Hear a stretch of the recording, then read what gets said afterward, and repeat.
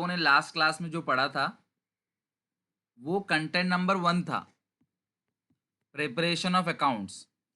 उम्मीद है अकाउंट बनाना आप सब लोग अच्छे से सीख गए होंगे कि अकाउंट कैसे बनाते हैं। तो लास्ट क्लास में हमने यानी कि कैश फ्लो के फर्स्ट पार्ट में हम लोगों ने चेक किया कि फिक्स असेट अकाउंट कैसे बनाते हैं, इन्वेस्टमेंट अकाउंट कैसे बनाते हैं, प्रोविजन फॉर टैक्स अकाउंट कैसे बनाते हैं, फिक्स एसेट और एक्यूमुलेटेड डेप्रिसिएशन अकाउंट कैसे बनाते हैं। ये हमारा सारा कंप्लीट है। तो आज की क्लास में हम लोग पढ़ेंगे कैश फ्लो स्टेटमेंट का फॉर्मेट। ध्यान रखना, मैंने आपसे पहले ही कहा था कैश फ्लो स्टेटमेंट की जो 2 क्लास है वो बहुत इंपॉर्टेंट है, और जैसे ये 2 क्लास में आप परफेक्ट हो गए, यकीन मानो क्लास 8 में से 8 तक लेके आ सकते हो आप। ये 2 क्लासेस ही इंपॉर्टेंट है। तो विदाउट टाइम वेस्ट किए मैं शुरू कर रहा हूँ यहाँ पे आप लोगों के लिए फॉर्मेट। तो सब लोग जरा अच्छे से कॉपी पे लिखना चालू कर दो, कैश फ्लो स्टेटमेंट का फॉर्मेट।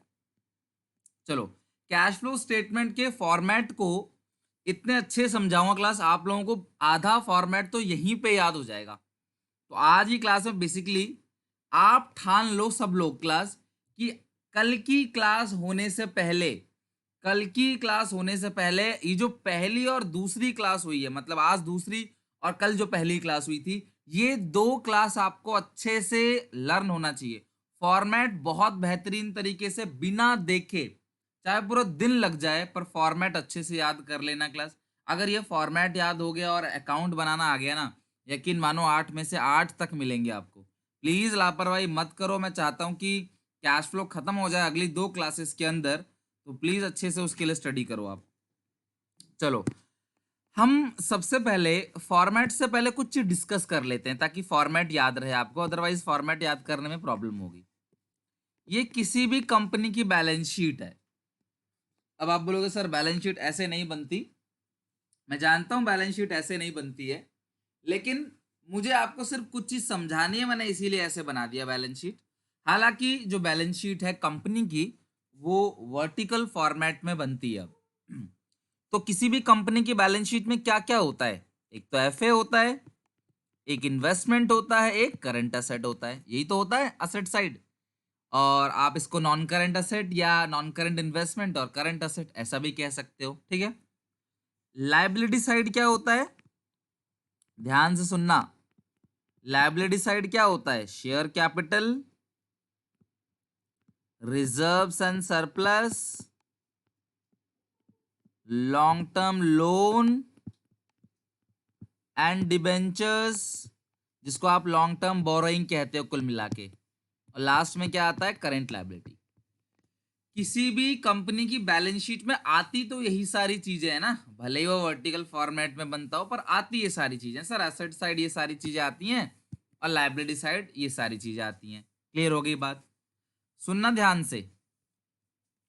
हम कैश फ्लो स्टेटमेंट जब बनाते हैं ना, तो कैश फ्लो स्टेटमेंट में 3 एक्टिविटीज होती हैं, 3 activities of cash flow statement.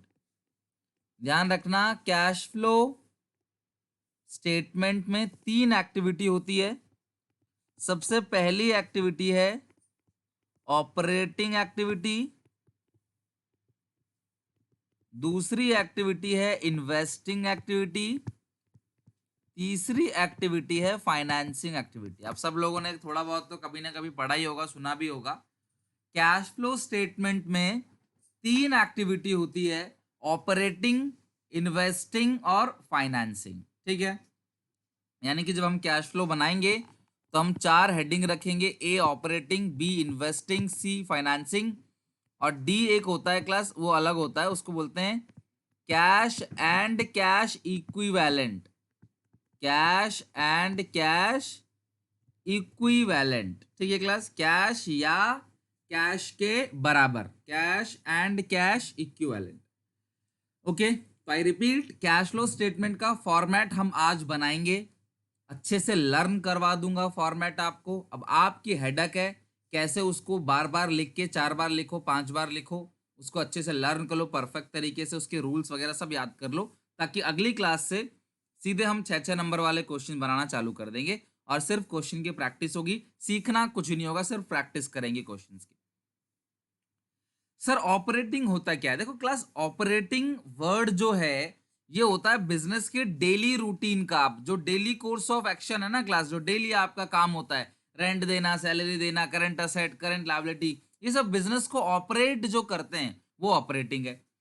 लेकिन जब हम कोई बड़ी बिल्डिंग खरीदते हैं, इन्वेस्ट करते हैं क्लास, चाहे शेयर में, चाहे प्रॉपर्टी में, चाहे मशीनरी में, कहीं भी इन्वेस्ट करते हैं तो उसे कहते हैं क्लास इन्वेस्टिंग। और जहां पे अगर हम इन्वेस्ट करेंगे तो हमको रिटर्न भी आएगा कुछ ना कुछ। लाइक अगर मैं शेयर खरीदूंगा तो मुझे डिविडेंड मिलेगा, अगर मैं डिबेंचर खरीदूंगा तो मुझे इंटरेस्ट मिलेगा, अगर मैं प्रॉपर्टी खरीदूंगा, बिल्डिंग खरीदूंगा, मुझे रेंट मिलेगा।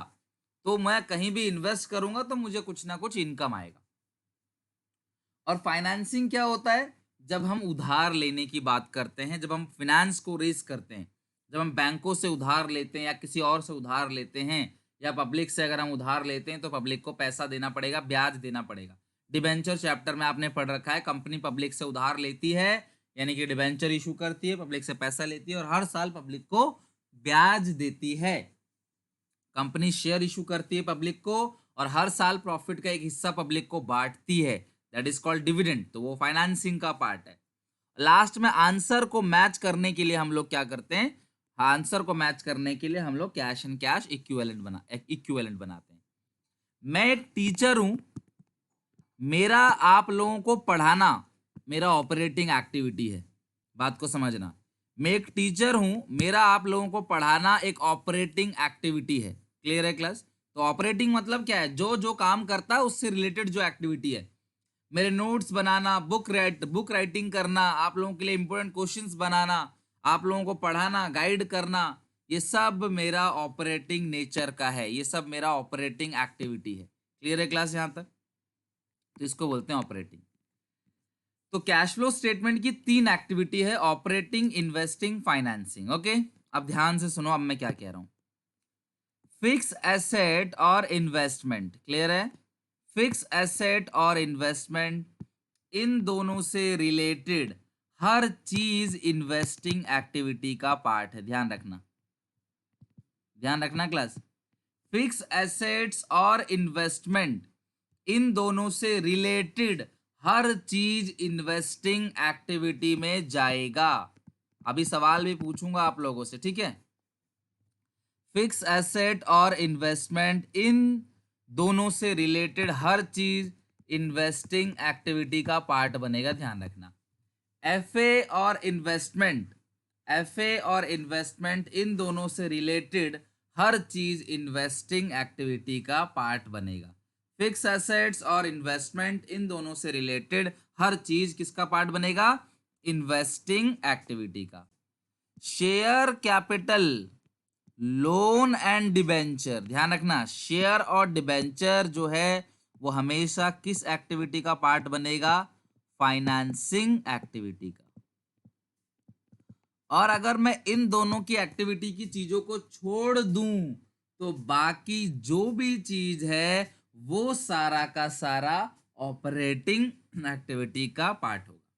आई रिपीट, फिक्स एसेट और इन्वेस्टमेंट, उन दोनों से रिलेटेड हर चीज इन्वेस्टिंग एक्टिविटी का पार्ट होगा। शेयर और लोन एडवांसेस, इन दोनों से रिलेटेड हर चीज फाइनेंसिंग एक्टिविटी का पार्ट होगा। क्लियर है क्लास?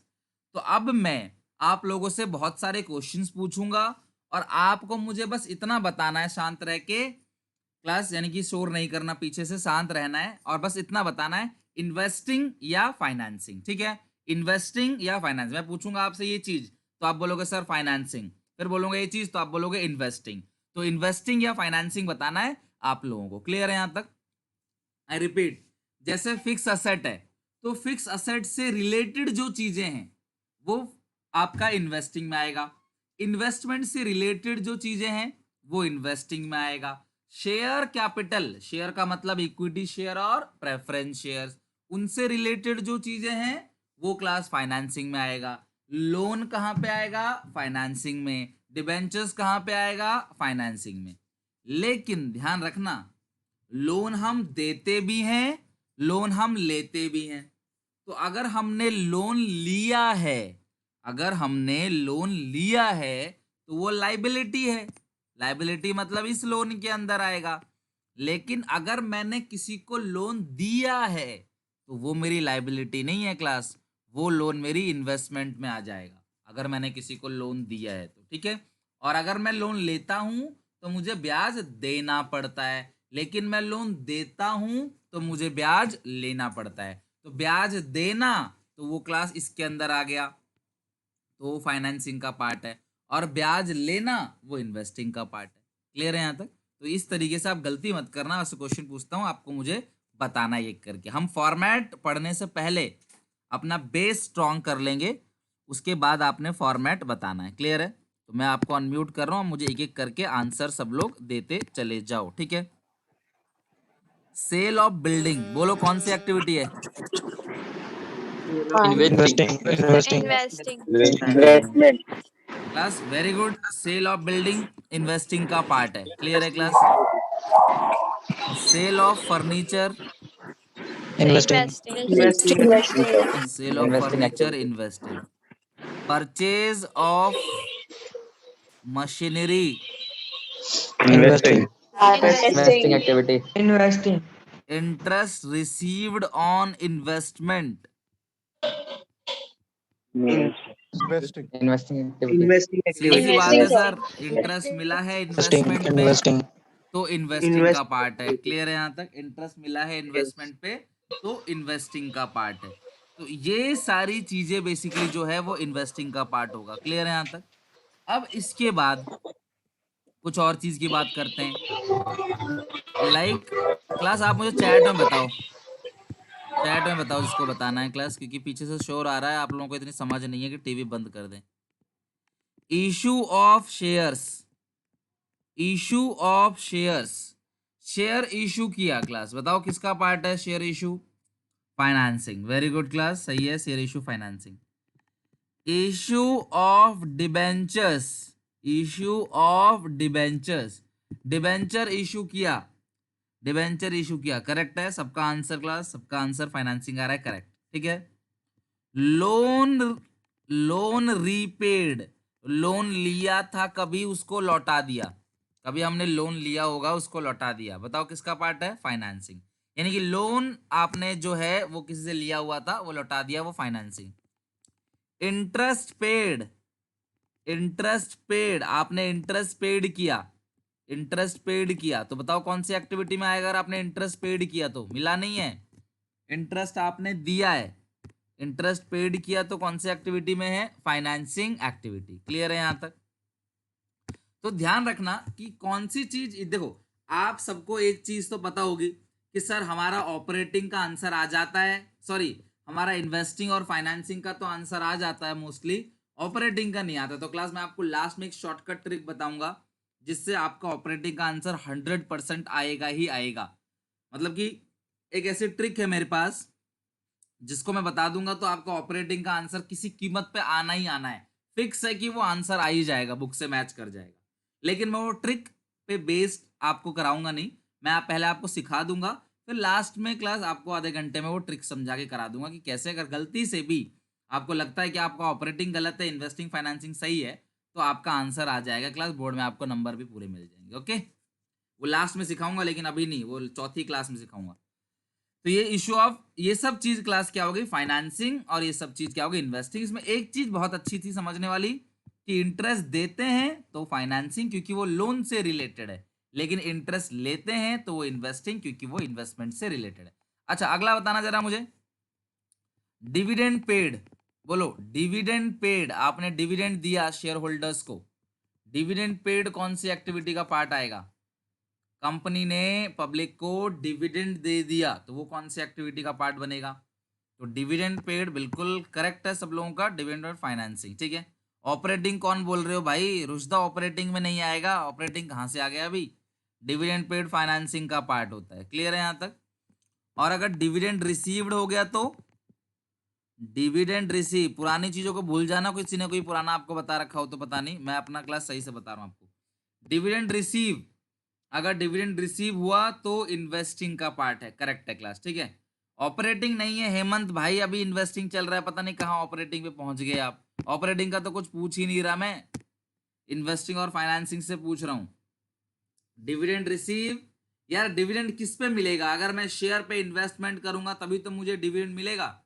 अगर मैं किसी कंपनी के शेयर्स में इन्वेस्ट करूंगा तभी तो मुझे डिविडेंड मिलेगा। तो डिविडेंड रिसीव जो होता है वो आपके इन्वेस्टिंग एक्टिविटी का पार्ट होता है, ध्यान रखना। डिविडेंड रिसीव जो है वो इन्वेस्टिंग एक्टिविटी का पार्ट है, ठीक है। नेक्स्ट है परचेज ऑफ शेयर्स। ये सोच समझ के बताना, परचेज ऑफ शेयर्स, शेयर खरीदा आपने, परचेज ऑफ शेयर्स किसका पार्ट है? परचेज ऑफ शेयर आप सबका सही है क्लास, इन्वेस्टिंग। अब ऐसा मत सोचना सर आप इधर लिखते हो तो इन्वेस्टिंग है, इतना दिमाग मत लगाना क्लास। एक चीज का आप मतलब समझो, शेयर इशू करना एक अलग बात है, शेयर परचेज करना एक अलग चीज है। ध्यान रखना सब लोग अच्छे से। शेयर परचेज करने का मतलब क्या है कि मैंने किसी कंपनी के शेयर्स को खरीदा, मैंने किसी कंपनी में पैसा इन्वेस्ट किया, तो वो इन्वेस्टिंग का पार्ट हो जाएगा, वो इन्वेस्टिंग एक्टिविटी का पार्ट है। इशू ऑफ शेयर का मतलब क्या होता है क्लास, कि मैंने शेयर इशू किया। इशू ऑफ शेयर का मतलब ये है कि मैंने शेयर इशू किया। जब हम शेयर इशू करते हैं तो हम कंपनी है, और कंपनी शेयर इशू करती है तो वो चीज किसके पास आएगी? Financing activity. तो शेयर खरीदता कौन है? अगली पार्टी। बेचता कौन है? कंपनी। तो कंपनी जब शेयर बेचेगा तो हम लोग उसको इशू वर्ड यूज कर देते हैं। चलो यहां तक तो सबने समझ लिया। अब मेरा एक और सवाल, क्योंकि हम क्या पढ़ रहे हैं? Cash flow. तो आपको सिर्फ इतना बताना है कि पैसा आएगा या पैसा जाएगा। आएगा मतलब प्लस इन, और जाएगा मतलब माइनस आउट। तो आपको बताना है पैसा आएगा या जाएगा। आएगा तो इन और जाएगा तो आउट। अगर पैसा आता है तो आप इन लिखोगे, और पैसा जाता है तो आप आउट लिखोगे। आएगा तो आप प्लस लिखोगे, और जाएगा तो क्या लिखोगे आप? माइनस। ठीक है यहां तक? चलो अब जरा आप मुझे बता दो पैसा आएगा या जाएगा। मैं आपसे एक एक करके क्वेश्चन पूछता हूं और आपको क्लास ये मुझे बताना है। डन? चलो सबसे पहला, सेल ऑफ बिल्डिंग। बोलो, लाइन बाय लाइन बताना है। सेल ऑफ बिल्डिंग प्लस होगा माइनस होगा? सर सेल करेंगे तो पैसा आएगा, ठीक है क्लास, इन यानी कि प्लस। और सेल फर्नीचर करेंगे, अगर फर्नीचर को सेल करेंगे तो भी पैसा आएगा, प्लस। सही है आप लोगों का। परचेज करेंगे मशीन को, सर मशीन परचेज करेंगे तो क्लास ये जो है पैसा जाएगा, माइनस। ठीक है क्लास यहां तक? और इंटरेस्ट मिलेगा तो प्लस करेंगे, डिविडेंड मिलेगा तो प्लस करेंगे, और शेयर खरीदेंगे तो माइनस। शेयर खरीदेंगे तो क्या होगा क्लास? शेयर खरीदना, परचेज ऑफ शेयर, माइनस। ठीक है क्लास? गुड। नेक्स्ट है issue of share plus issue of debenture plus loan लौटाएंगे तो माइनस, इंटरेस्ट पेड करेंगे तो माइनस, डिविडेंड पेड करेंगे तो माइनस। आई होप कि आप सबको एक इतनी सी बात क्लियर हो गई होगी, ये सारी चीजें। ओके चलो यहां तक डन हो गया क्लास? सही है सब लोगों का? अब हम आगे बनाते हैं फॉर्मेट। तो अब मैं जैसे आपको, हमने बेसिक नॉलेज पूरी ले ली है, तो अब हम कैश फ्लो स्टेटमेंट का फॉर्मेट बना सकते हैं। तो सब लोग क्लास ध्यान रखना, cash flow statement accounting standard 3 के हिसाब से बनता है। तो हम हेडिंग डाल देते हैं cash flow statement as per AS3। बेटा आप में से जिस भी बच्चे ने फॉर्मेट नहीं याद किया तो आप समझ लो अगली क्लास देखना ही मत, क्योंकि आपको समझ में कुछ आएगा नहीं, और आपको समझ में आएगा नहीं तो आप उसको मजा नहीं आएगा पढ़ने में। आप फिर छोड़ दोगे, अरे हार्ड है, मुश्किल है, नहीं हो पा रहा, छोड़ो, आपके नंबर चले जाएंगे। मैं बहुत मेहनत से इस कैश फ्लो को करा रहा हूँ, तो आप ध्यान रखो क्लास की बिल्कुल भी आप मतलब कि लापरवाही नहीं करना। बस 4 से 5 दिन दे दो, 4 दिन के अंदर आपके 8 नंबर पक्के हो रहे हैं अगर, तो बुराई क्या है? अब सोचो 8 नंबर के कंपार्टमेंट के बच्चों का 2 3 4 5 नंबर से ही रह जाता है। अगर आप इन 8 नंबर को भी स्ट्रॉन्ग कर लोगे तो कुछ तो आपके पास पॉइंट होगा। शेयर डिबेंचर में सब इतनी मेहनत से करा रहा हूँ, लेकिन मेरे कराने से कोई फायदा नहीं होगा जब तक उसको आप नहीं करोगे। ठीक है, तो दिन भर मेहनत करना कि कैश फ्लो खत्म हो जाए, फिर मजे लेना जो भी आप इधर उधर की एक्टिविटी करते हो, अनप्रोडक्टिव एक्टिविटीज। चलो, सबसे पहले यहाँ लिखेंगे पर्टिकुलर्स। सबसे पहले, अब किताब में तो बहुत बड़ा फॉर्मेट दिया हुआ है, मैं तो आपको बहुत छोटा सा लिखवाऊंगा। Particulars, details, details, amount in rupees.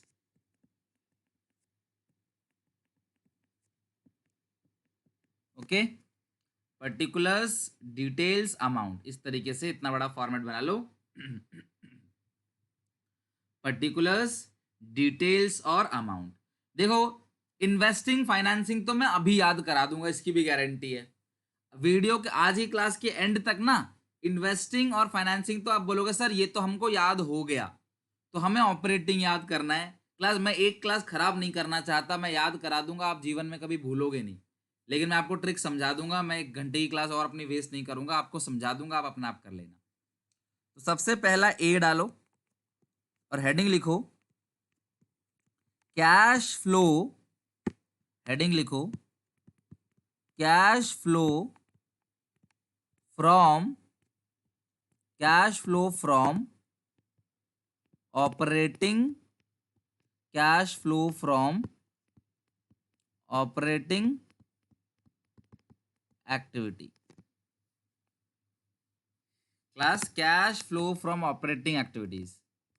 तो आपका जो ऑपरेटिंग एक्टिविटी है वो हम सबसे पहले लेते हैं, ऑपरेटिंग एक्टिविटी। तो मेरी बात समझना, ऑपरेटिंग का फॉर्मेट याद करना है, और आज मैं सिखाऊंगा कभी भी किसी बड़े फॉर्मेट को याद कैसे कर लेते हो आप इजीली। तो मैं ऑपरेटिंग के फॉर्मेट को ना 3 टुकड़ों में बांट देता हूं, ठीक है, ध्यान से सुनना।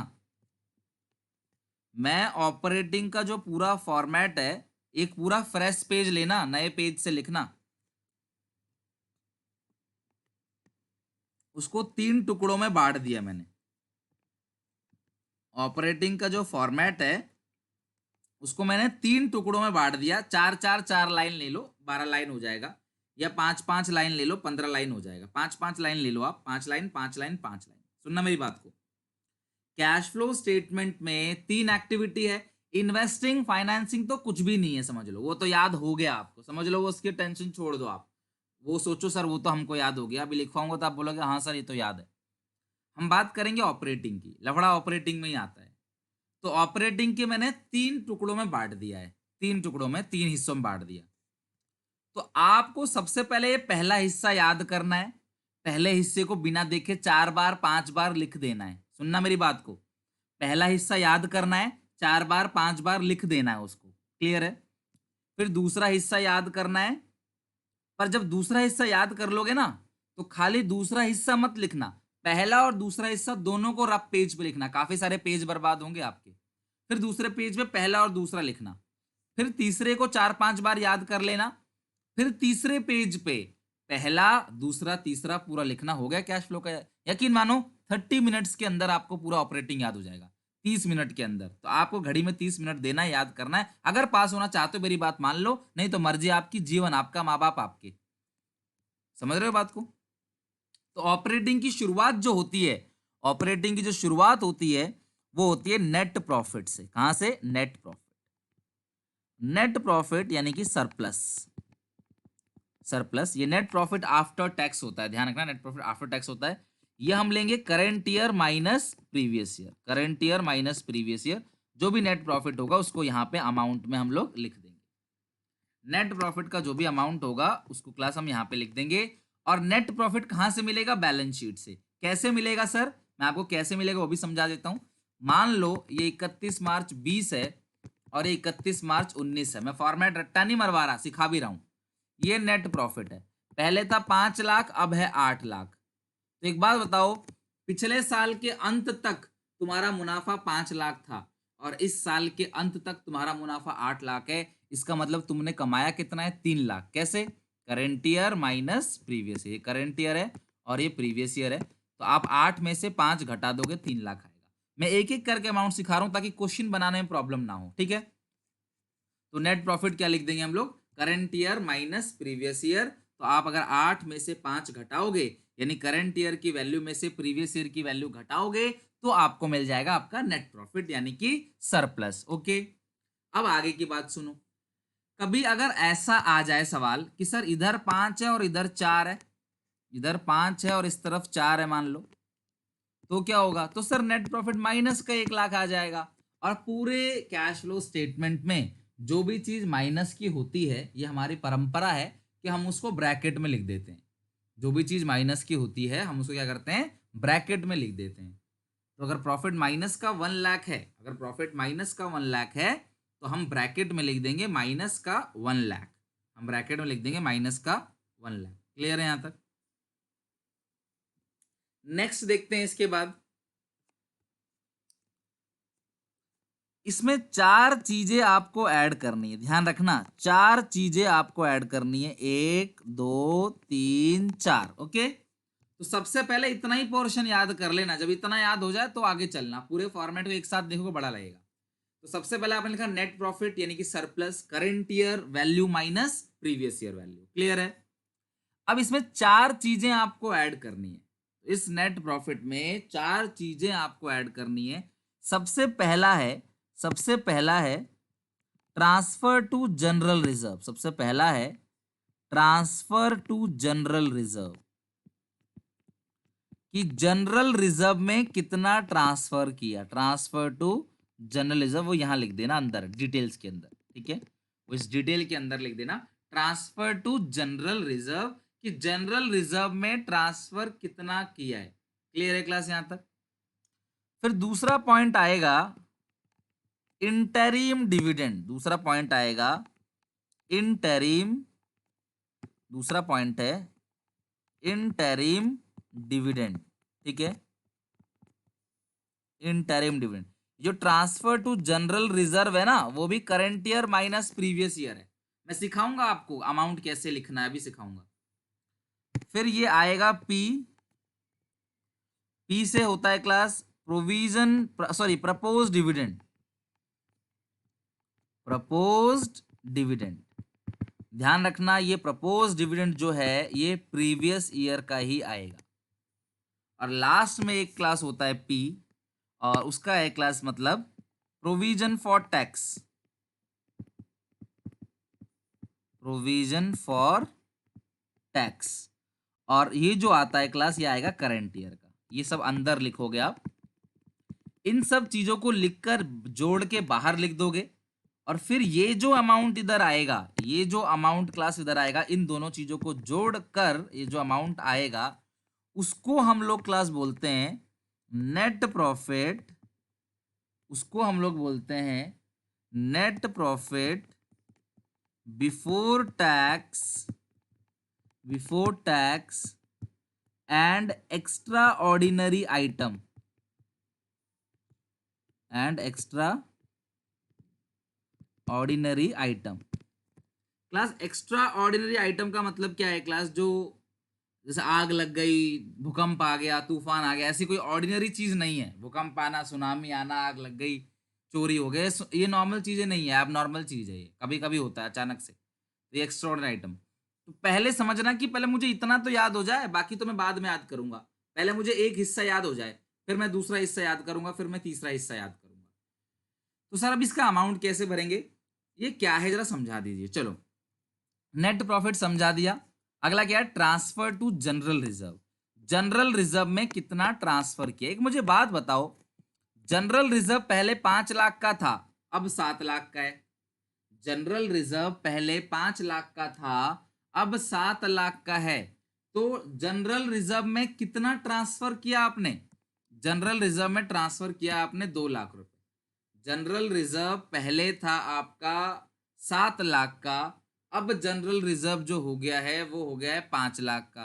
तो जनरल रिजर्व में आपने ट्रांसफर जो किया अमाउंट, जनरल रिजर्व में जो अमाउंट आपने ट्रांसफर किया है, ये अमाउंट कितने का है? तो ये अमाउंट है 2 लाख रुपए का।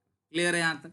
तो यही चीज पूछ रहा है। देखो, आपको रट्टा नहीं मारना कि सर करंट में से प्रीवियस घटा देंगे, करंट में से प्रीवियस घटा देंगे, ऐसा नहीं करना। आपने दिमाग से सोचना है कि यार जनरल रिजर्व में पहले कितना था? 5 लाख, अब कितना है? 7 लाख, तो कितना डाला है? 2 लाख। सिंपल। तो ट्रांसफर टू जनरल रिजर्व में जो अमाउंट आएगा वो आएगा 2 लाख रुपए। ट्रांसफर टू जनरल रिजर्व में आएगा 2 लाख रुपए। क्लियर है यहां तक? अगला पॉइंट क्या है क्लास? Interim dividend. इसका कोई ईयर नहीं लिखा है क्योंकि इसका कोई ईयर नहीं होता, ये बैलेंस शीट के नीचे दिया होता है। और जो चीज बैलेंस शीट के नीचे एडिशनल पॉइंट में दिया होता है उसका कोई क्लास ईयर नहीं होता, वो एक ही अमाउंट होता है, उसी को आपने यहाँ पे लिखना है, इंटरिम डिविडेंड। अब इसका मीनिंग क्या है क्लास? ठीक है, इसका मीनिंग क्या है ये जरा से देख लीजिए। ठीक है,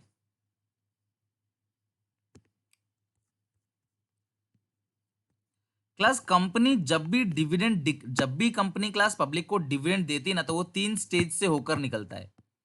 सबसे पहले डिविडेंड को प्रपोज किया जाता है बोर्ड ऑफ डायरेक्टर के द्वारा। कंपनीज में डायरेक्टर होते हैं जिनको बोलते हैं BODs, top level managers, board of director. तो कंपनी के बोर्ड ऑफ डायरेक्टर ना डिविडेंड को प्रपोज करते हैं। प्रस्ताव, प्रपोज का मतलब क्या होता है? प्रपोजल, प्रस्ताव रखना। एक प्रस्ताव रखते हैं कि हम इस साल 10% डिविडेंड देंगे, मतलब जो भी हम लोग प्रॉफिट कमाएंगे उसका 10% हम पब्लिक को बांट देंगे, हम 10% इस साल डिविडेंड देंगे। इसको बोलते हैं प्रपोज डिविडेंड। जो आपने डिविडेंड को प्रपोज किया, प्रपोज डिविडेंड। प्रपोज होने के बाद, डिविडेंड प्रपोज होने के बाद क्या होता है? कुछ दिन बाद वो डिक्लेयर होता है। डिक्लेयर का मतलब क्या है? कंपनी की जो एनुअल जर्नल मीटिंग, कंपनी की हर साल एक मीटिंग होती है क्लास जिसको बोलते हैं एजीएम, एनुअल जर्नल मीटिंग। और जो कंपनी के शेयर होल्डर्स होते हैं वो उस मीटिंग में आते हैं और कंपनी उनसे डिस्कस करती है सारी बातें। अगर उनको कोई डाउट, कोई दिक्कत है शेयर होल्डर्स को, तो वो लोग क्लास पूछ सकते हैं। क्लियर है? Annual general meeting.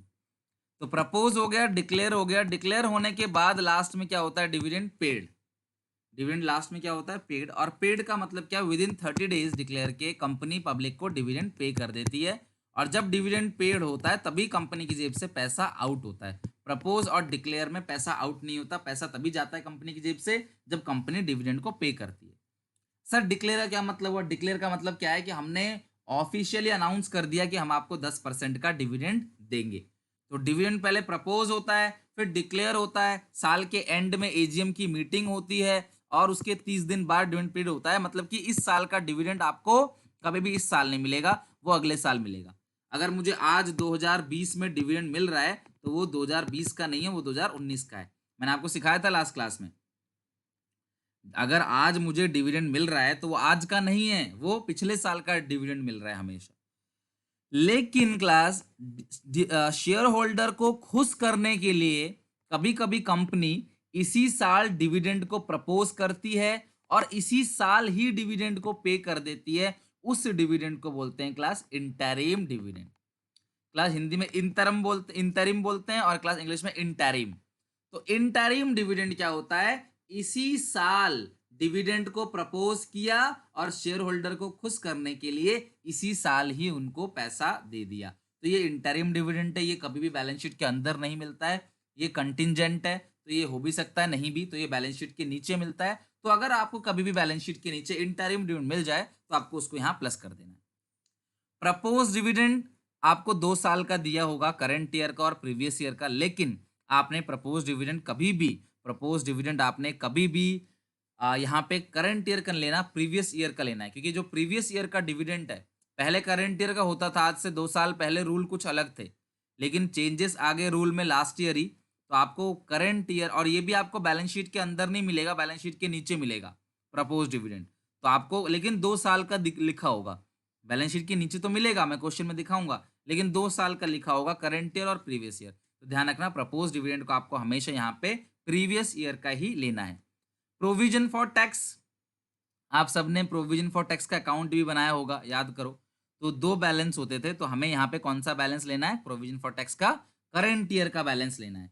Provision for tax का यहाँ कौन सा बैलेंस लेना है? करंट ईयर का। तो जब आप इतना याद कर लोगे ना तो आपको ये फर्स्ट पार्ट कंप्लीट हो गया। शॉर्टकट कैसे याद रखना है? शॉर्टकट में टिप, टिप, TIP, टिप, और लास्ट में एक और पी, बस खत्म। टिप तो समझते ही हो क्लास, रेस्टोरेंट वगैरह में जो टिप देते हैं।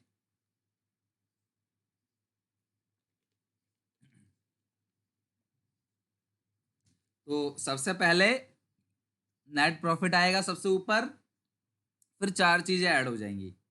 पहला टिप, T से transfer to general reserve, I से इंटरिम, P से प्रपोज डिविडेंड, और उसके बाद लास्ट पी से प्रोविजन फॉर टैक्स। जिस बच्चे को इतना याद हो जाएगा फिर वो आगे चलना। क्लियर है? नेक्स्ट आगे, ये सेकंड पैराग्राफ है। इसमें आप क्या क्या लोगे क्लास वो देख लो। इसमें सबसे पहले हम लेते हैं डेप्रिसिएशन ड्यूरिंग द ईयर। आप यहां पे लिख दोगे add non cash items, add non cash items, non cash item को ऐड करेंगे। तो इसके अंदर जो सबसे पहली चीज ऐड होगी वो होगी depreciation during the year. Depreciation during the year, साल भर का जो डेप्रिसिएशन है वो आपने यहां लेना है। क्लियर है? साल भर का जो डेप्रिसिएशन है, किसी पे भी डेप्रिसिएशन लगा हो क्लास, वो हम यहां पे लेंगे। और इसके बाद हम एक और चीज लेते हैं क्लास, एक और चीज वो है गुडविल, चाहे पेटेंट्स हो चाहे ट्रेडमार्क हो। Goodwill, patent, trademark, return of, ध्यान रखना सब लोग, goodwill, patent, trademark, return of, मैंने क्या लिखा है? रिटर्न ऑफ, खत्म जो कर दिया वो यहां पे लेना है। अंदर लिखना है, बाहर नहीं लिखना, अंदर लिखना है। गुडविल, पेटेंट, ट्रेडमार्क और कॉपीराइट। वैसे कॉपीराइट तो आता नहीं तो मैंने वही 3 लिखवा दिया। गुडविल, पेटेंट और ट्रेडमार्क, रिटर्न ऑफ, ठीक है, वो यहां लेना है। सर रिटर्न ऑफ का मतलब क्या होता है? रिटर्न ऑफ का मतलब ये होता है कि पहले गुडविल थी 5 लाख की और अब कितनी हो गई? 3 लाख की।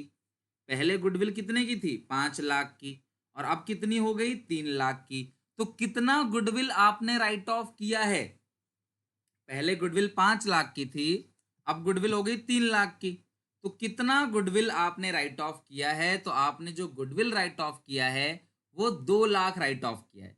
पहले 5 लाख था, अब कितना है क्लास आपका? 3 लाख। तो आपने कितनी गुडविल को राइट ऑफ कर दिया क्लास? आपने गुडविल को राइट ऑफ किया है 2 लाख। ये 2 लाख की गुडविल आपने राइट ऑफ कर दी। क्लियर है यहां तक? अब बच्चे बोलेंगे सर अगर ये 5 से 7 हो जाए तो ये 2 लाख का परचेज्ड है, राइट ऑफ नहीं है क्लास, क्या है? परचेज्ड है। मैं बता दूं परचेज गुडविल क्लास यहां पे नहीं आता, वो इन्वेस्टिंग का पार्ट है। ये मैं लास्ट में लिखवाऊंगा अभी आपको। गुडविल अगर राइट ऑफ हो रहा है या पेटेंट या ट्रेडमार्क अगर राइट ऑफ हो रहा है, खत्म हो रहा है, कम हो रहा है, तो वो जाएगा क्लास ऑपरेटिंग के अंदर। लेकिन अगर उसे परचेज कर रहे हो, वो बढ़ रहा है, तो वो जाएगा इन्वेस्टिंग के अंदर, और इन्वेस्टिंग के अंदर वो माइनस होगा क्योंकि परचेज करने से पैसा जाता है। क्लियर है क्लास? तो राइट ऑफ करने से पैसे में कोई चेंज नहीं आता। तो गुडविल पहले आपकी 10 लाख की थी, अब 7 लाख की हो गई, तो गुडविल कितना राइट ऑफ हो गया? 3 लाख। क्लियर है यहां तक? इसके अलावा आपको और क्या क्या प्लस करना है क्लास? इंटरेस्ट एक्सपेंस, ध्यान रखना, इंटरेस्ट एक्सपेंस, कोई भी इंटरेस्ट का खर्चा है वो प्लस कर देना आपने। Loss on issue of loss on sale of FA या इन्वेस्टमेंट, किसी भी फिक्स एसेट को या इन्वेस्टमेंट को आपने बेचा है और उसको बेचने से अगर कोई नुकसान हुआ है तो वो भी आपका ऑपरेटिंग एक्टिविटी का ही पार्ट होगा। किसी भी फिक्स असेट को, land, building, plant, machinery, computer, furniture, कुछ भी आपने फिक्स असेट या इन्वेस्टमेंट को बेचा और बेचने से कुछ लॉस हुआ तो वो लॉस भी किसके अंदर आएगा? इसी के अंदर आएगा। क्लियर है क्लास यहां तक? और एक लास्ट क्लास, 2 चीजों हम लेस करते हैं इसके अंदर, 2 चीजें हमें माइनस करनी है, लेस। तो लेस हमें क्या क्या करना है क्लास? सुनो मेरी बात, इंटरेस्ट इनकम को हमें लेस करना है। अच्छा, इंटरेस्ट एक्सपेंस को आपने कर दिया प्लस, और इंटरेस्ट इनकम को करना है माइनस। ठीक है, मैं आपको आगे ये भी बताऊंगा हम इसको प्लस क्यों करते हैं। आपको लगेगा सर उल्टा कर रहे हो आप, एक्सपेंस को माइनस करते हैं, इनकम को प्लस करते हैं, लेकिन कैश फ्लो में ऐसा नहीं है। कैश फ्लो में एक्सपेंस को प्लस करेंगे, इनकम को माइनस करेंगे, लॉस को प्लस करेंगे और गेन को माइनस करेंगे। Gain on sale of FA या इन्वेस्टमेंट, फिक्स एसेट की सेल पे कोई गेन हुआ है तो माइनस करेंगे, कोई लॉस हुआ है तो उसको प्लस करेंगे। क्लियर है यहां तक? क्लास आगे समझाऊंगा, डोंट वरी, मैं पूरा रीजन बताऊंगा कि क्यों हम जो प्लस माइनस करते हैं, डोंट वरी। अभी आप दिमाग में सेट करो इसको, तो मैंने खुद बोला ना, बताऊंगा आपको कि डेप्रिसिएशन को भी क्यों प्लस करते हैं, गुडविल राइट ऑफ को भी क्यों प्लस करते हैं, इन सब का जवाब है, डोंट वरी। या कोई बताता नहीं है क्लास आपको, बट मैं आपको समझाऊंगा, मुझे याद रहेगा, डोंट वरी। पहले हम इतना तो लर्न तो कर लें, तो ये हो गया हमारा पार्ट। तो जब आप इन सबको ऐड करके यहां लिख दोगे और ऊपर वाली चीज में ऐड कर दोगे, तो यहां पे जो आएगा वो आएगा operating profit before working capital changes. ये आएगा operating profit before working capital changes, before working capital changes.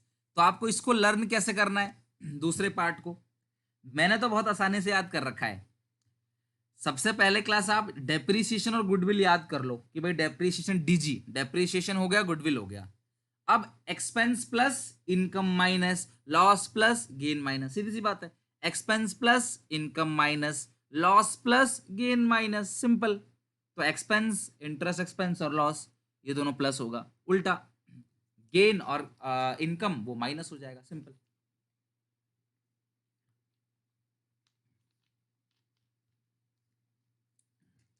तो ये पूरा का पूरा हो गया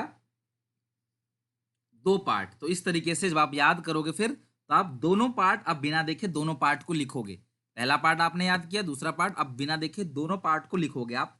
और थर्ड पार्ट बहुत छोटा सा है, वो देख लो, सुनना, लेकिन थर्ड पार्ट बहुत छोटा सा तो है, लेकिन बहुत ज्यादा इंपॉर्टेंट है, ध्यान रखना। कुछ चीजें और ऐड करें, क्या, increase in current liability, decrease in current asset, ये ऐड हो जाएगा। और लेस क्या हो जाएगा, लेस होगा डिक्रीज इन करंट लायबिलिटी और इंक्रीज इन करंट असेट, ये लेस होगा। और लास्ट में एक चीज और लेस करते हैं, वो है टैक्स पेड। और टैक्स पेड किसका आएगा, ये प्रीवियस ईयर का। यानी कि बैलेंस शीट में अगर आपको दे रखा है प्रोविजन फॉर टैक्स, तो करंट ईयर का तो आप ऊपर ऐड कर दोगे, यहाँ पे करंट ईयर का ऐड हो जाएगा, और प्रीवियस ईयर का यहाँ से क्या हो जाएगा, लेस हो जाएगा। करंट ईयर का आप ऐड कर दोगे और प्रीवियस ईयर का जो है उसको क्या करोगे, आप लेस कर दोगे। करंट ईयर का प्लस हो जाएगा और प्रीवियस ईयर का क्या हो जाएगा, माइनस हो जाएगा। क्लियर है यहाँ तक? तो मेरी बात समझना, अगर ये करंट असेट है स्टॉक, स्टॉक की वैल्यू बढ़ रही है, मतलब पहले 5 लाख था अब 8 लाख हो गया, कितना बढ़ गया, 3 लाख। तो आपका इंक्रीज इन करंट असेट क्या होता है, माइनस। और करंट असेट अगर 5 से 2 लाख हो गई, 3 लाख कम हो गया, तो ये हो जाएगा प्लस।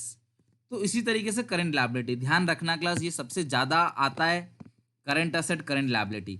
तो मैंने तो सिर्फ एक ही चीज याद कर रखी है, पता है क्या, देखो मैंने एक ही याद किया है, करंट लायबिलिटी अगर बढ़ेगा तो प्लस।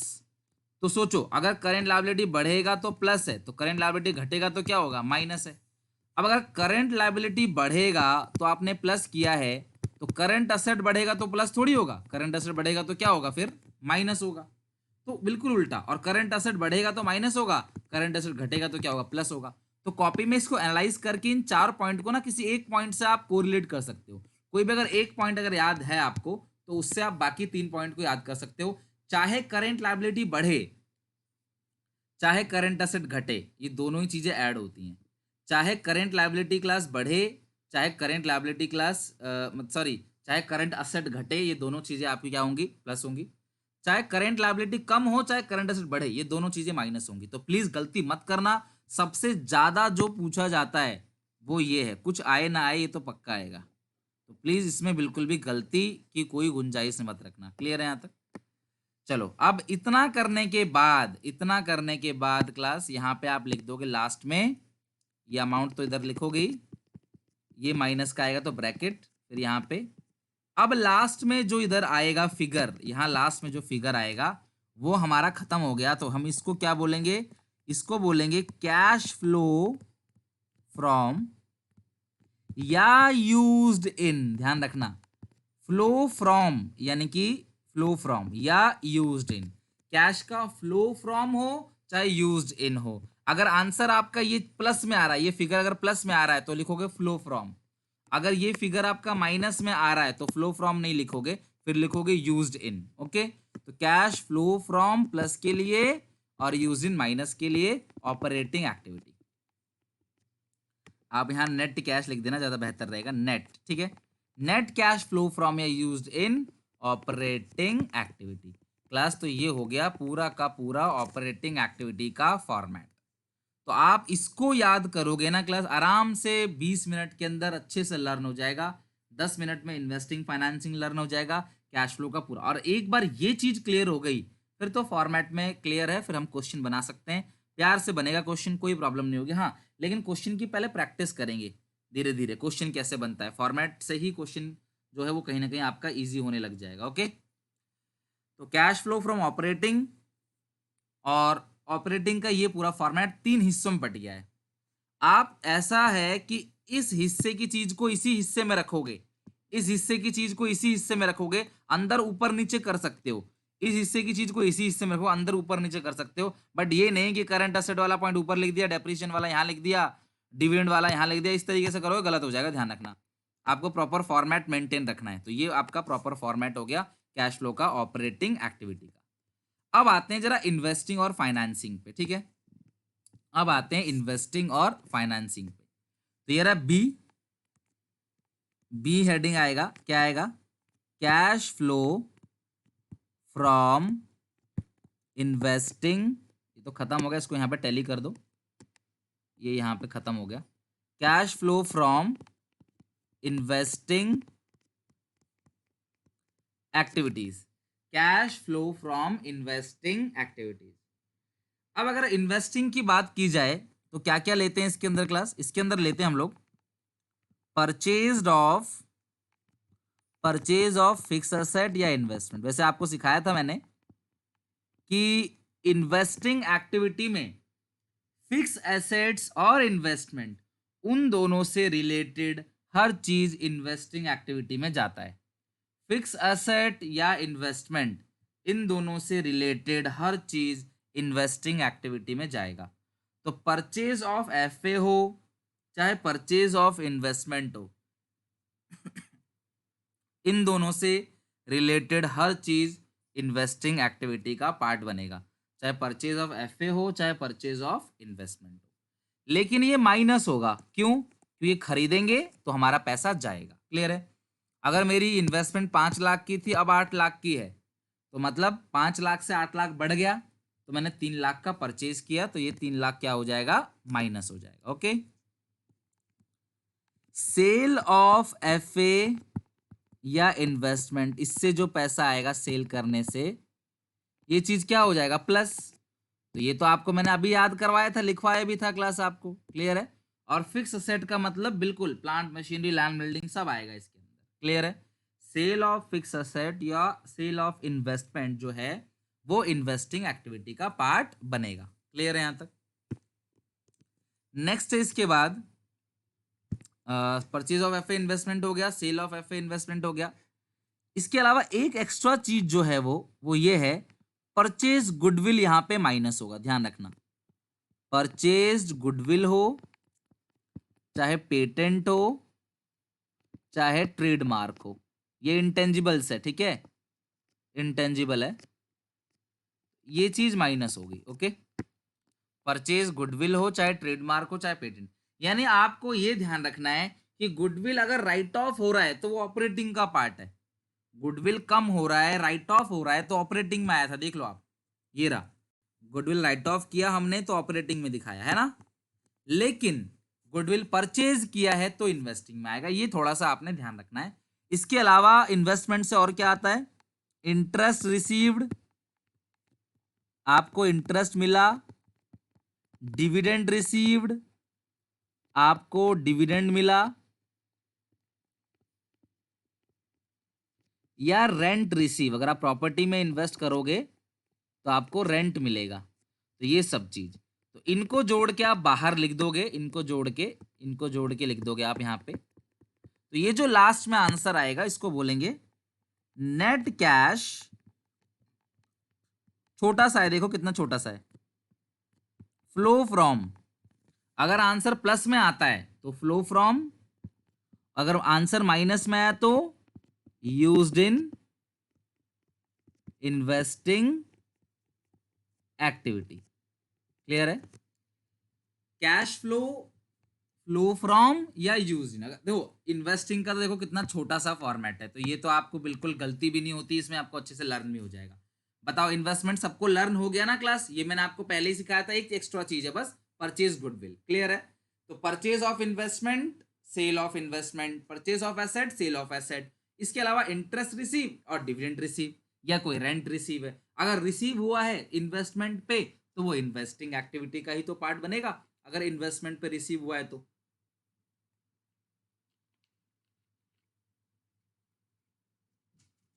क्लियर है यहां तक? अब लास्ट है इसमें डीप सी point, cash flow from financing activity. Cash flow from financing activities. तो फाइनेंसिंग एक्टिविटी के अंदर क्या क्या चीजें आती हैं क्लास? ठीक है, ये बता तो दिया भाई, ये ब्रैकेट में जो लिखा है वो माइनस है। अरे तुम खुद अपना दिमाग लगाओ, तुम कुछ खरीदोगे तो पैसा आएगा या जाएगा?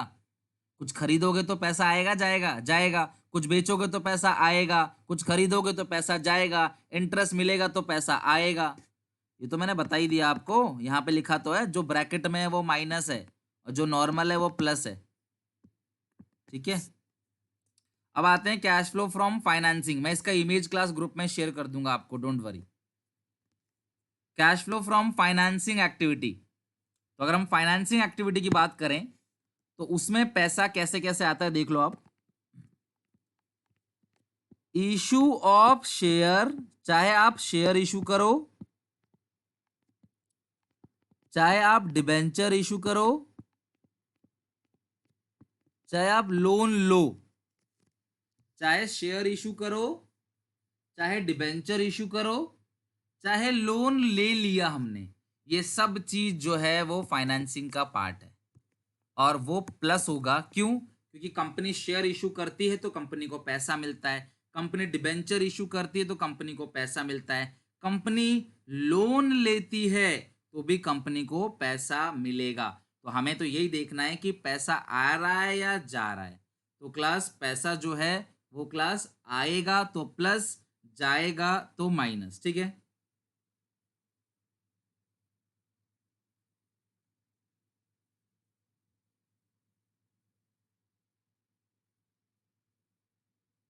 क्लियर है क्लास यहां तक? और अगर आप इनको रिडीम करते हो, लाइक रिडम्पशन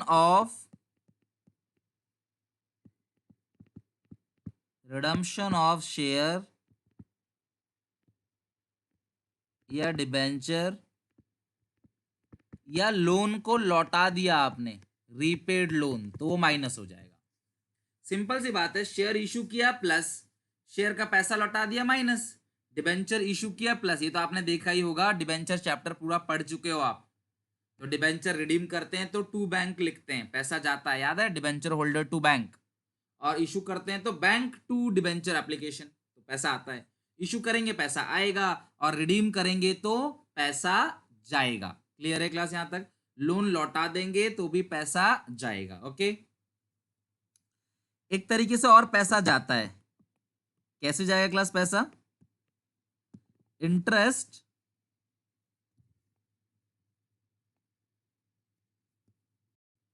एक सेकंड क्लास,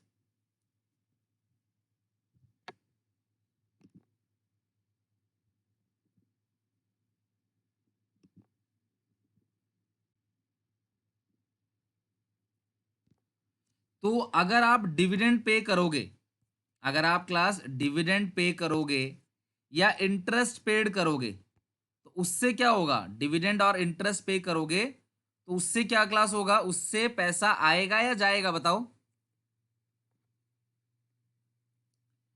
अगर आप जो लोन लिए हो उस लोन पे आप इंटरेस्ट पेड करोगे, इंटरेस्ट पेड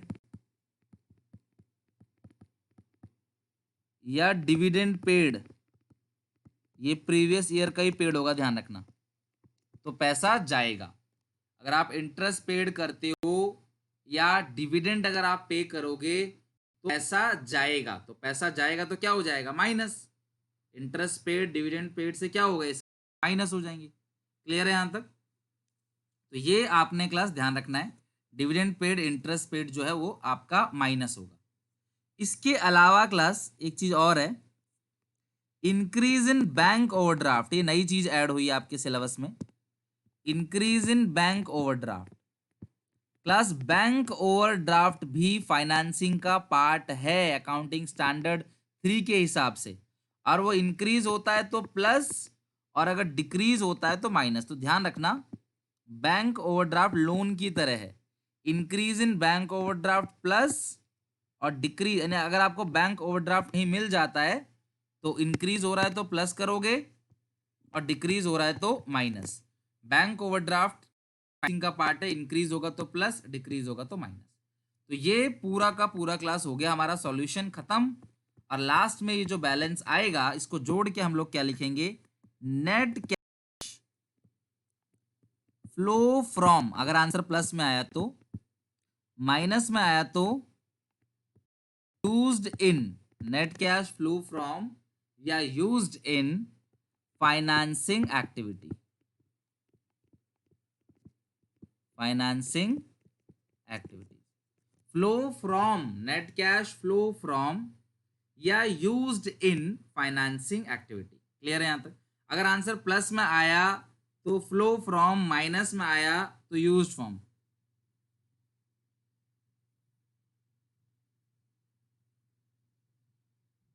क्लियर है क्लास यहां तक?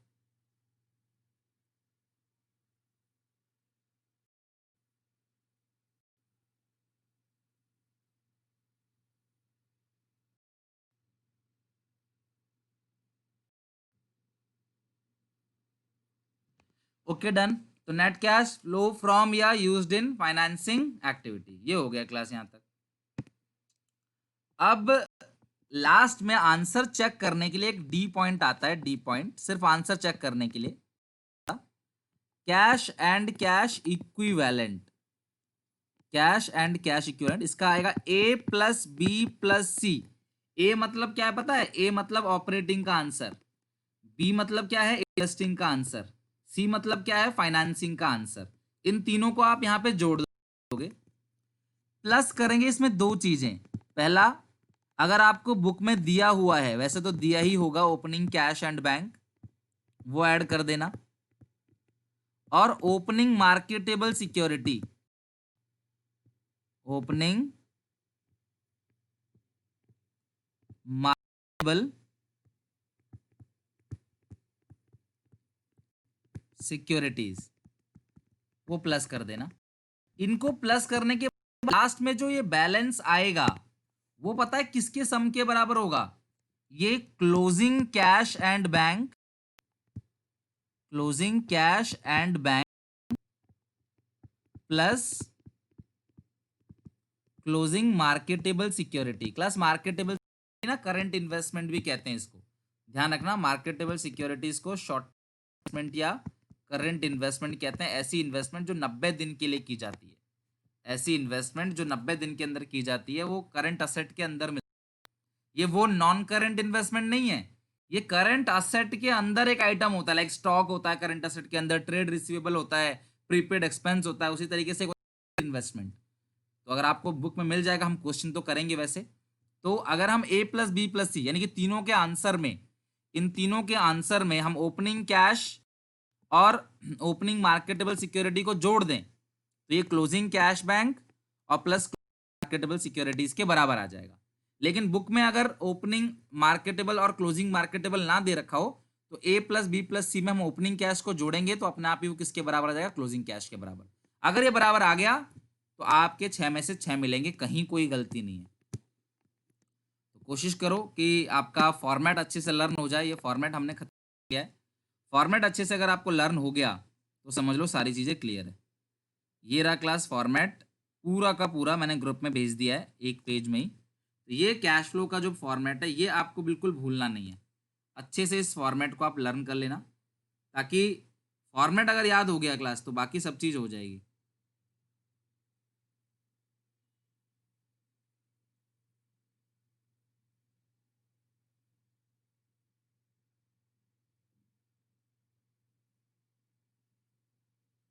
क्लियर है क्लास यहाँ तक? तो ये मैंने आपको भेज दिया है।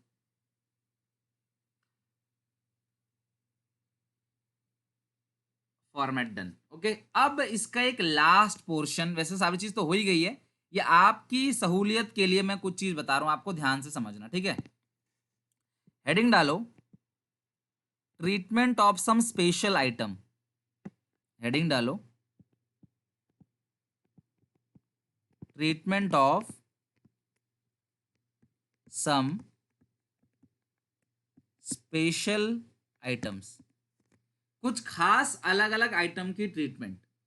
तो सबसे पहला जो है क्लास, सबसे पहला जो है वो है प्रोविजन फॉर टैक्स। सबसे पहला है प्रोविजन फॉर टैक्स। मैं उन आइटम का ट्रीटमेंट लिखवा रहा हूं अभी आपको, जो जिसका दो दो जगह ट्रीटमेंट होता है, जो दो जगह जाएगा। तो प्रोविजन फॉर टैक्स जो है वो करंट ईयर का जो है वो ऑपरेटिंग में प्लस होता है, और जो प्रीवियस ईयर का है वो ऑपरेटिंग से क्या होता है, माइनस होता है। प्लस किस नाम से होता है, provision for tax made, provision for tax made. और जो माइनस होता है वो किस नाम से होता है, टैक्स पेड। तो प्रोविजन फॉर टैक्स जो है वो करंट ईयर का ऑपरेटिंग में प्लस होगा, और प्रीवियस ईयर का ऑपरेटिंग से ही माइनस होगा। क्लियर है? तो आप ध्यान रखना, कभी भी प्रोविजन फॉर टैक्स अगर आपको मिल जाता है तो करंट ईयर का जो होता है वो ऑपरेटिंग में प्लस होता है, प्रीवियस ईयर का जो है वो ऑपरेटिंग से ही माइनस होता है। करंट ईयर का ऑपरेटिंग में प्लस होता है और प्रीवियस ईयर का ऑपरेटिंग से ही क्या हो जाता है, माइनस। आप चेक करो, ये रहा, करंट ईयर का ऑपरेटिंग में प्लस किया है और प्रीवियस ईयर का ऑपरेटिंग से ही माइनस किया है। करंट ईयर का ऑपरेटिंग में प्लस और प्रीवियस ईयर का ऑपरेटिंग से क्या करना है, आपको माइनस करना है। ओके,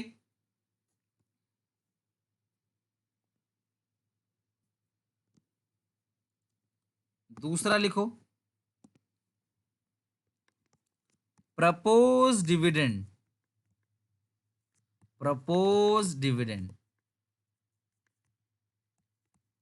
प्रीवियस ईयर का ही ऑपरेटिंग में आपने प्लस करना है और प्रीवियस ईयर का ही फाइनेंसिंग से माइनस करना है। प्लस करोगे प्रपोज डिविडेंड के नाम से, माइनस करोगे डिविडेंड पेड के नाम से। प्लस करोगे प्रपोज डिविडेंड के नाम से और माइनस करोगे डिविडेंड पेड के नाम से।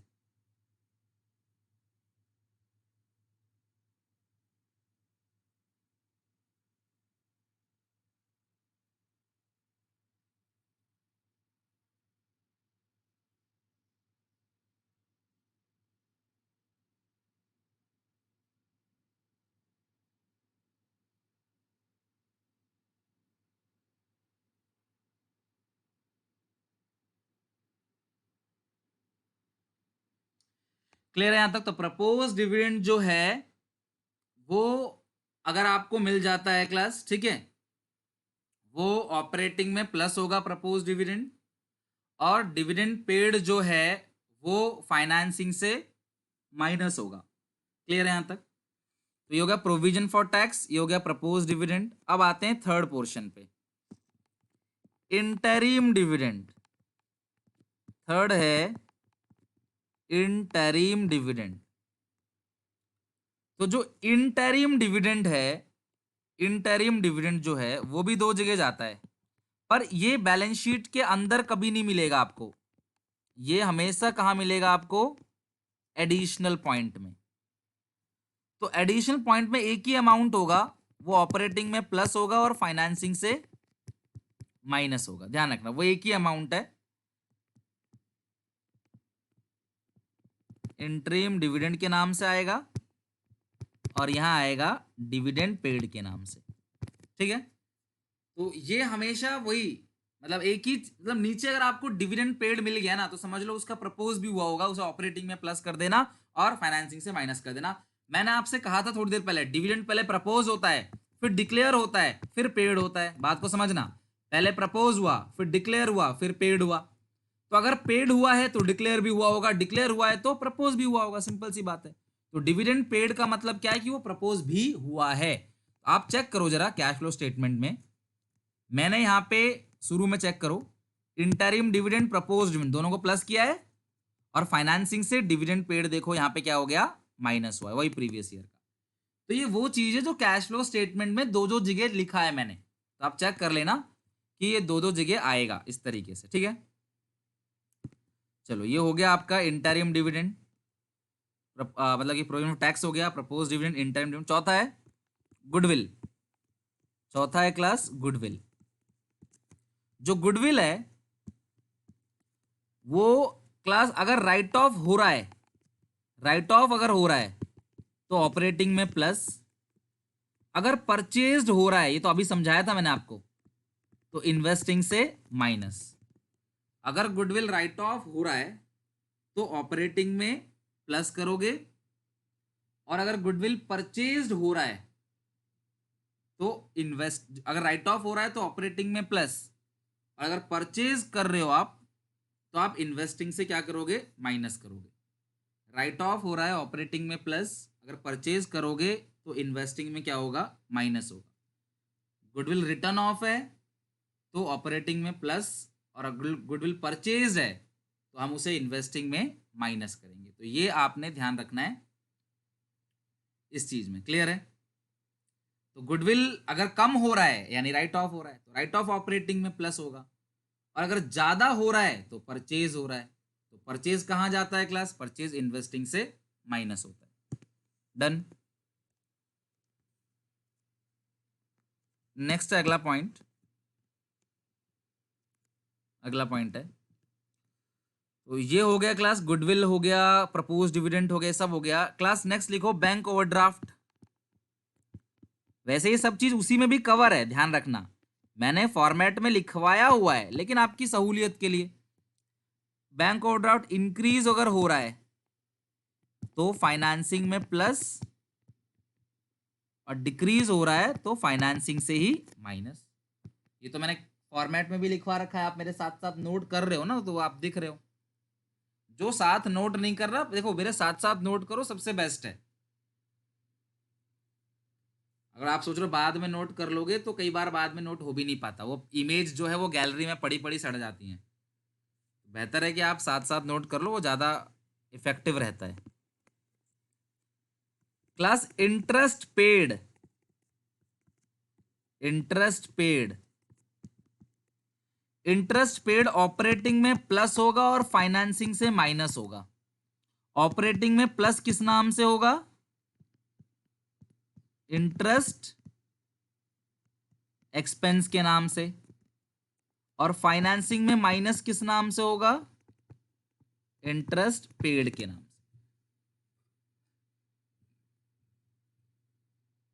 इंटरेस्ट एक्सपेंस जो है, आपको याद है इंटरेस्ट एक्सपेंस हमने ऑपरेटिंग में प्लस किया हुआ है और इंटरेस्ट पेड फाइनेंसिंग से माइनस किया है। आपको दिखाता हूं, मैं रिलेट करता हूं।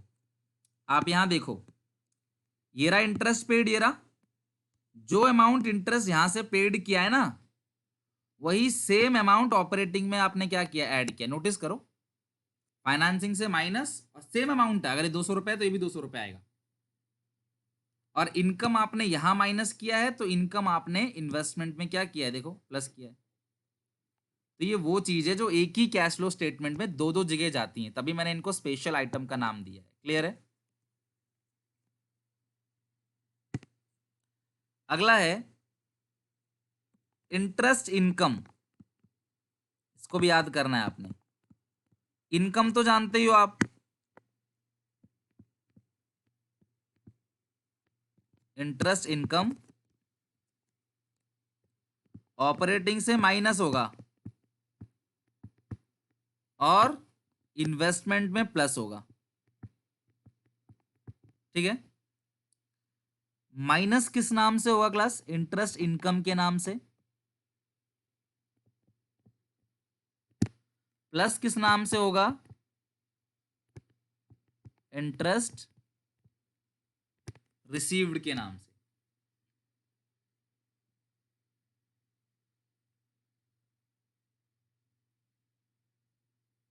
क्लियर है?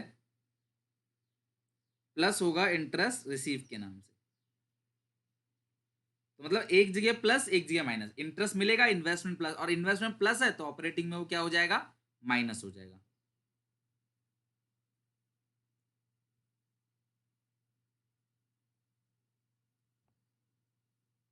नेक्स्ट 7th के बाद 8th पॉइंट में, अगर 8th पॉइंट की बात करें, इंटरेस्ट एक्सपेंस इंटरेस्ट इनकम तो हो गया। 8th और लास्ट पॉइंट है क्लासेस के अंदर, बैंक ओवरड्राफ्ट हो गया, इंटरेस्ट हो गया, इंटरेस्ट इनकम हो गया। हाँ, सबसे इंपॉर्टेंट, कभी भी नीचे डिविडेंड पेड लिखा हुआ आ जाए, कभी भी नीचे डिविडेंड पेड लिखा हुआ आ जाए, कई बार आ जाता है क्वेश्चन में एडिशनल पॉइंट में। तो अगर डिविडेंड पेड है तो आपको पता है सर, डिविडेंड पेड तो फाइनेंसिंग से माइनस होता है, डिविडेंड पेड तो फाइनेंसिंग से माइनस होता है। लेकिन अगर डिविडेंड पेड हुआ है तो पक्की बात है प्रोविजन भी बना होगा। अगर डिविडेंड पेड हुआ है तो बिना प्रोविजन बनाए डिविडेंड कैसे पेड कर दोगे?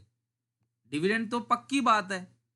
हाँ, फॉर्मूला वही है क्लास। नहीं, ये तो क्लास ये तो आपको नीचे दिया होगा ना, जिसमें करंट ईयर प्रीवियस ईयर कहीं नहीं आएगा। ये तो नीचे दिया होगा, इसमें तो एक ही अमाउंट होगा, डिविडेंड पेड 1000 रुपए, तो वो 1000 रुपए प्लस 1000 रुपए माइनस। क्लास देखो, मैंने आज की पूरी क्लास में आपको कहीं भी मेरे मुंह से फॉर्मूला नहीं निकला है।